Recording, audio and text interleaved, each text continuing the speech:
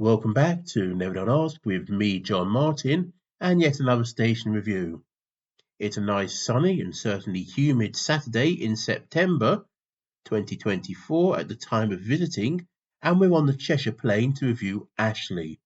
Ashley is a station on the Mid-Cheshire line that runs between Manchester and Chester via Altrincham Knutsford. The station sits between Hale and Mobley stations on that line.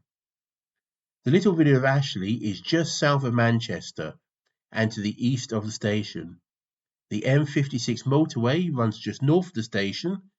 This is one of the closest railway stations to Manchester Airport, and you can see planes approaching the airport from the bridge above the station. The station sits in a cutting with the approaches coming off Ashley Road. There is no bridge between the platforms of this station, so each platform gets its own approach from the road, and the road provides a link between the two platforms. The Altrincham to Knutsford section of what would become the Mid-Cheshire line was opened by the Cheshire Midland Railway in May 1862, with the section joining Knutsford to Northwich in January 1863, where the West Cheshire Railway would be extended west from in 1869. Finally reaching Chester Northgate Station in 1874.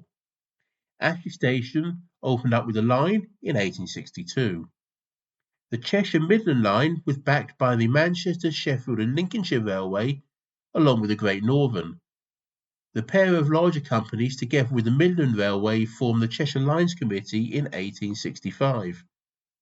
The Cheshire Lines Committee remained an independent, jointly owned company through the years of grouping until the rail network was nationalised. While Ashley has sat on the line that links Manchester to Chester, the route at either end has changed. At the Manchester end, services ran to Manchester Central via Sale, and once Manchester Central closed in 1969, the services used Manchester Oxford Road Station instead. The line between Altrincham and central Manchester was chosen to be converted to the Metrolink tram system, so in 1990 services were diverted to the line that crosses South Manchester to Stockport. This added another quarter of an hour to the journeys into Manchester. At the Chester end, Chester Northgate also closed in 1969, so services were diverted to run into Chester General. Ashley remained a request stop until 2010, when it became a compulsory stop. Marked for services 2 out of 10. There's one train an hour in each direction on the Mid-Cheshire line. Heading north, the service hits Altrincham, then skirts Manchester to Stockport, and then goes into Piccadilly. Southbound, we head to Knutsford, then across the Cheshire Plain to Chester.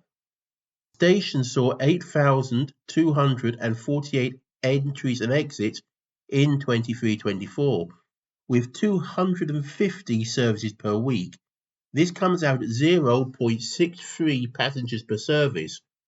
The most popular destination is Manchester Piccadilly. The station sits comfortably in the Departments for Transport's F2 category, the smallest category of stations. Marks for onward travel, 0 out of 5. There isn't any.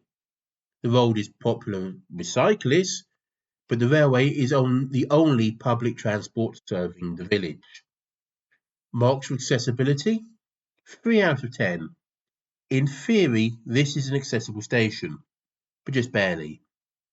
There should be step-free access to both platforms, but there is a substantial lip on the Chester-bound platform, and to get to the Manchester-bound platform you need to head down an unmade track. This is an unstaffed station with no PA and no indicators. Crossing from one platform to the other involves going up to the road, then coming down to the other side. Marked for station facilities, 2 out of 10. Basic is an apt description for Ashley. There is very little here. Not even a car park, although the church down the road does have one. And I suspect most people who use the station live close by, so this isn't an issue. This is one of those rare stations that doesn't have a defib machine. It does have a ticket machine, and it does have some substantial covered shelters. There's even nooks in the shelters where you can hide from all but the most horizontal rain. The two platforms are short. The down platform is only 83 metres long and the up platform 85. The station isn't staffed. There's no shops, no other passenger conveniences, and as mentioned earlier, it has no PA and no indicator boards.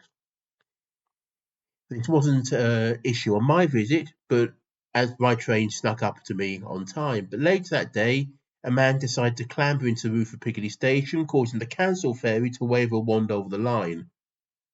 Don't know why they didn't start the trains and stop them at Altrincham, but anyway. If I'd been waiting at Ashley, I would be completely unaware of the issues, and it would rely on me having phone data, a signal, and knowledge of a timetable website to find out that there wouldn't be trains for many hours.